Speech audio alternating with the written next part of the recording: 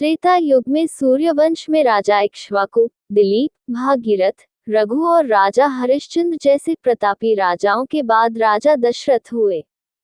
राजा दशरथ बड़े ही पराक्रमी और प्रतापी राजा थे। तीनों लोकों में उनकी कीर्ति विद्यमान थी। देवराज इंद्र उनके मित्र थे तथा उन्होंने देव और असुरों के संग्राम में देवराज इंद्र के साथ मिलकर युद्ध किया था। राजा दशरथ का साम्राज्य दिन दुगनी रात चौगुनी उन्नति पर था, लेकिन उन्हें केवल एक ही चिंता सताए जा रही थी कि उनके बाद उनके वंश का क्या होगा।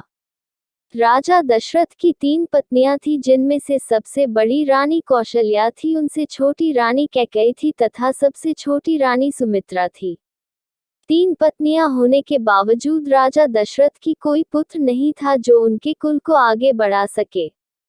इसलिए उन्हें अपने कुल के अंत का डर सताए रहता था।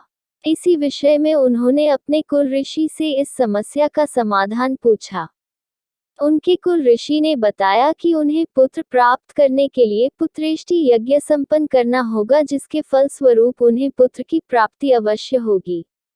लेकिन उन्होंने इसके साथ ही यह शर्त भी रखी कि वह स्वयं पुत्रेष्टि यज्ञ नहीं करवा सकते। इस यज्ञ के लिए राजा दशरथ को स्वयं जाकर श्रृंग मुनि को प्रसन्न करना होगा। श्रृंग मुनि अथर्ववेद के पूर्ण ज्ञाता है तथा वह पुत्र कामेष्टि यज्ञ के विशेषज्ञ है। वही इस यज्ञ को संपन्न करवा सकते हैं। राजा दशरथ पैदल वन में श्रृंग मुनि के पास जाते हैं तथा उनसे आग्रह करते हैं कि संतान सुख के लिए व्याकुल हैं। कृपया करके मेरी समस्या का समाधान कीजिए।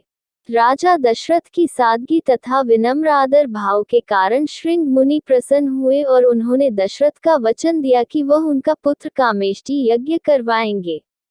उसके पश्चात शुभ मुहूर्त देखकर उन्होंने दशरथ का पुत्र कामेष्टि यज्ञ संपन्न करवाया। यज्ञ संपन्न होने के बाद हवन कुंड में से अग्निदेव एक खीर का पात्र लेकर प्रकट हुए और राजा दशरथ से बोले, हे राजन, यह खीर ले जाओ और अपनी तीनों रानियों को बराबर खिला दो, इससे तुम्हें संतान प्राप्ति अवश्य होगी।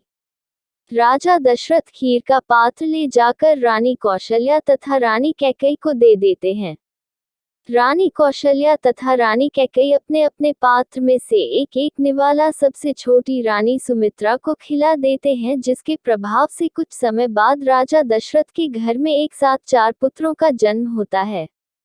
रानी कौशल्या सबसे बड़े पुत्र राम को जन्म देती है। उसके कुछ ही समय बाद है रानी कैकेयी राजा दशरथ के दूसरे पुत्र भरत को जन्म देती हैं। कुछ है घड़ी बीतने के पश्चात रानी सुमित्रा राजा दशरथ के तीसरे पुत्र लक्ष्मण को जन्म देती है तथा कुछ ही क्षण बाद वह दशरथ के चौथे पुत्र शत्रुघ्न को जन्म देती हैं। और इस प्रकार पृथ्वी पर बढ़े हुए पाप अत्याचार को मिटाने के लिए भगवान नारायण स्वयं राजा दशरथ के पहले पुत्र श्री राम के रूप में जन्म लेते हैं।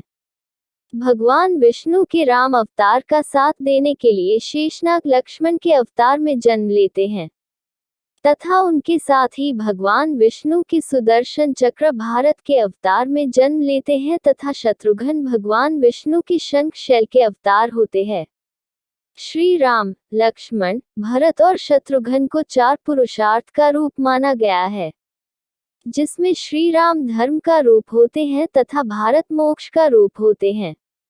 उसके साथ ही लक्ष्मण जी को काम का प्रतीक माना गया है तथा शत्रुघ्न जी को धन का रूप माना गया है।